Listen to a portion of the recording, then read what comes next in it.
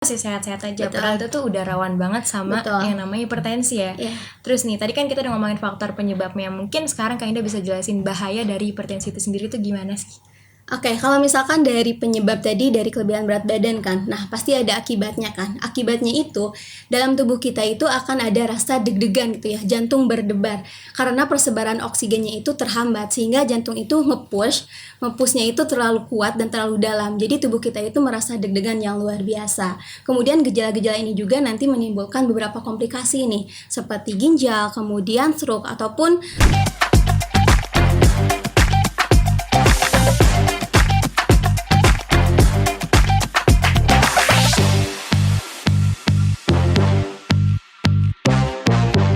Oke, selamat datang di Lini Podcast, ngobrol lebih dekat tentang gaya hidup sehat. Halo sahabat sehat semuanya, perkenalkan saya Nungpi Nandita dari Prodi Ilmu Gizi IPB University yang akan membersamai teman-teman semua pada episode kali ini.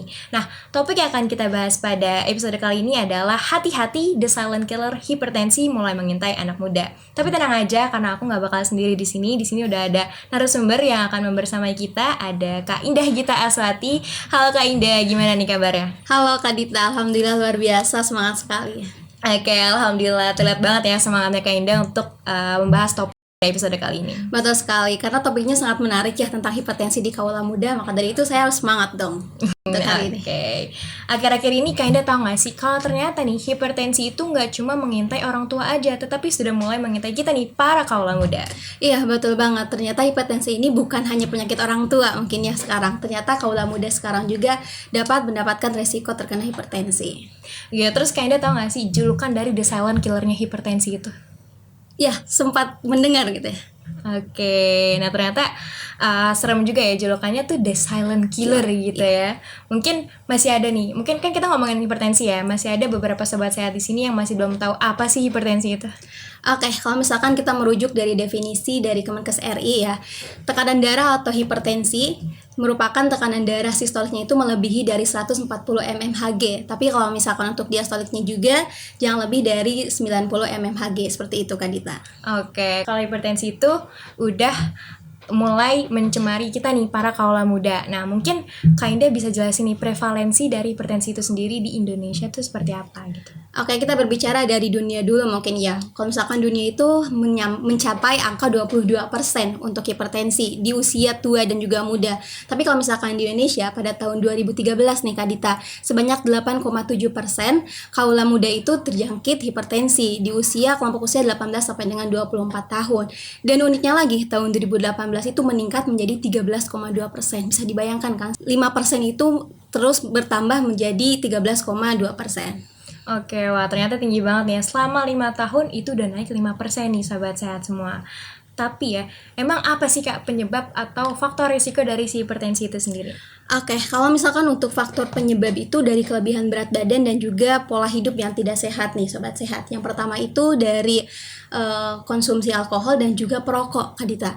Nah, kenapa sih kelebihan berat badan menjadi faktor penyebabnya? Karena kalau misalkan kita kelebihan berat badan, resistensi insulin dalam tubuh kita itu meningkat. Kemudian kalau misalkan dari konsumsi alkohol, nantinya pembuluh darah kita itu menjadi rusak. Dan kalau misalkan dari perokok nih yang seringlah kaula muda lakukan gitu ya, itu menjadi penyumbatan dalam peredaran darahnya. Iya sih Kak, bener ya. Ternyata kadang-kadang tuh kita suka nggak sadar kalau misalnya berat badan nih naik, tapi rasanya tuh masih sehat-sehat aja. Betul. Padahal itu tuh udah rawan banget sama yang namanya hipertensi ya. Yeah. Terus nih, tadi kan kita udah ngomongin faktor penyebabnya. Mungkin sekarang Kak Indah bisa jelasin bahaya dari hipertensi itu sendiri tuh gimana sih?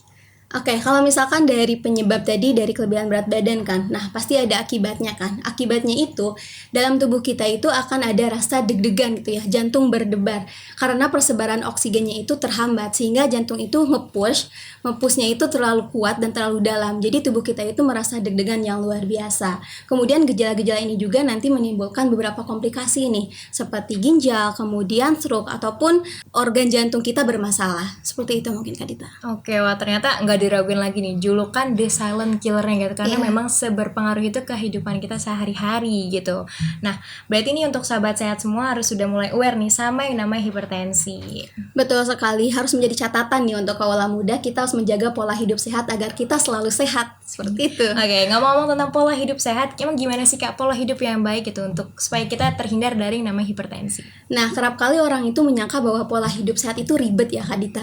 Tapi ternyata kita punya dua kuncinya nih, yaitu dari pola makan dan juga pola aktivitas kita, aktivitas fisik kita. Nah, kalau misalkan dari pola makan ini, kita punya anjurannya nih dari Kemenkes RI yang namanya itu Pedoman Gizi Seimbang atau PGS. Ya mungkin kaula muda taunya itu tentang 4 sehat 5 sempurna ya.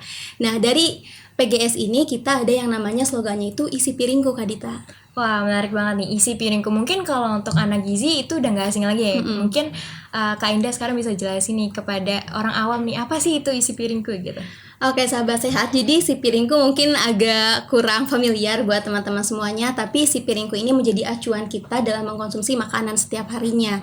Nah, boleh nih sobat sehat membayangkan dalam satu piring itu 1/3-nya itu adalah sumber karbohidrat, kemudian satu piring 1/3-nya itu adalah sayur, 1/6-nya itu adalah buah, dan 1/6-nya lagi tuh lauk pauk. Dan menjadi catatan nih buat teman-teman, kenapa kita harus mengkonsumsi sayur dan buah segar itu agar pencernaan kita lancar dan juga peredaran darah juga tetap sehat itu ya. Nah, kita jangan sampai terlalu banyak makanan yang berlemak karena nanti bakalan menyumbat peredaran darah kita sehingga terjadilah hipertensi atau tekanan darah tinggi. Oke, jadi terbayang nih ya kalau dalam satu porsi makanan itu udah ada proporsinya masing-masing. Terus nih Kak, yang aku tahu kalau misalnya hipertensi itu erat banget kaitannya sama yang namanya pembatasan garam. Betul. Itu gimana tuh pembatasannya tuh Kak? Betul sekali Kak Dita, hipertensi dan garam ini menjadi hal yang sangat berkaitan gitu ya, seperti sanak saudara, seperti keluarga.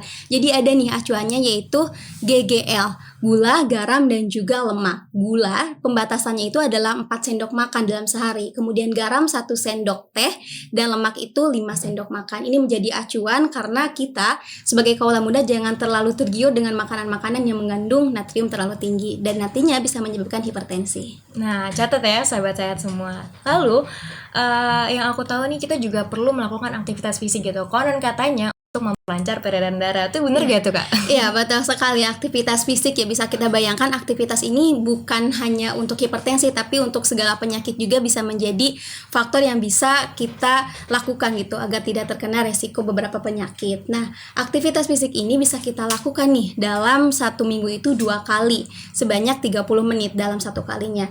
Nah, jenis olahraganya itu apapun bisa, tapi ada yang disarankan nih sobat sehat, yaitu namanya adalah jenis olahraga kardio, di mana olahraga ini bisa membantu kita untuk meningkatkan kesehatan paru-paru kita dan jantung. Nah, contohnya itu seperti bersepeda, lari, kemudian jogging, berenang, dan masih banyak untuk jenis-jenisnya. Aku jadi semakin termotivasi nih untuk melakukan aktivitas fisik dan memulai pola hidup lebih baik lagi. Selain pola makan dan aktivitas fisik juga nih Kak Dita, kita juga bisa memantau berat badan kita. Tadi kan obesitas juga bisa meningkatkan resiko terjadinya hipertensi, dan ternyata memang betul 2,5 kali itu hipertensi itu bakal menjangkit orang-orang yang obesitas daripada yang normal. Nah, maka dari itu teman-teman bisa nih memantau berat badannya dengan mengukur IMT-nya atau indeks massa tubuh. Pasti Kak Dita udah tahu mungkin ya. Nah, IMT ini bisa didapat dengan berat badan dibagi dengan tinggi badan dalam meter dikuadratkan, dan cut off-nya juga udah tersedia kok di media internet yang lainnya untuk cut off-nya. Oke, berarti emang kita nih selain aktivitas fisik terus pola makan, kita juga perlu cek berat badan secara rutin ya teman-teman, untuk memastikan bahwa berat badan kita tetap berada di rentang normal. Betul sekali. Dan kalau misalkan kita untuk memantau berat badan itu nggak harus muluk-muluk setiap hari ya teman-teman. Takutnya kan biasanya kita ketika menimbang berat badan kan suka kaget dengan angkanya gitu ya. Jadi pasti menimbulkan stres. Nah, tapi Kak Dita, berbicara tentang stres juga menarik nih. Karena hipertensi juga bisa disebabkan oleh stres karena faktor aktivitas fisik yang tadi kurang, pola makan juga jelek, dan keadaan pikiran mungkin ya, kesehatan stresnya juga tidak dimanage dengan baik. Karena hormon-hormon di dalam stres ini bisa membuat jantung itu berdetak lebih cepat dan menyempitkan pembuluh darah. Oke, jadi gitu ya teman-teman, sahabat sehat semuanya. Inti perbincangan kita pada episode kali ini adalah kita nih perlu banget untuk menjaga pola makan, lalu menjaga pola aktivitas, mengelola stres. Kita juga perlu melihat berat badan kita nih secara rutin gitu ya. Gitu teman-teman, semoga kita semua bisa menerapkan pola hidup kita secara sehat di dalam kehidupan sehari-hari. Nah, mungkin kita bisa jargon dulu kali ya. Boleh. Apa say no to hypertension gitu. Oke. Oke. Say no to hypertension. Oke, nggak kerasa ya, kita udah belajar banyak hal tentang seluk-beluk hipertensi. Ternyata hipertensi itu nggak cuma kena di orang tua aja, tapi juga kita nih, para kaula muda. Mungkin Kak Indah punya nih closing statement atau sepatah dua kata lah untuk menutup perbincangan kita pada Wow, menarik banget nih Kak Dita ya, menantang saya untuk closing statement. Tidak akan panjang. Hipertensi itu bisa dicegah sobat sehat dan janganlah kita sampai kena celah. Terima kasih. Oke, mantap. Nah, itu tadi obrolan kita dengan Kak Indah. Mungkin bisa aku tutup kali ya. Jangan lupa untuk like, comment, share, dan subscribe. Sampai jumpa di episode selanjutnya. Terima kasih sudah mendengarkan. Bye-bye. Terima kasih sudah menonton. Jangan lupa like, comment, share, dan subscribe ya.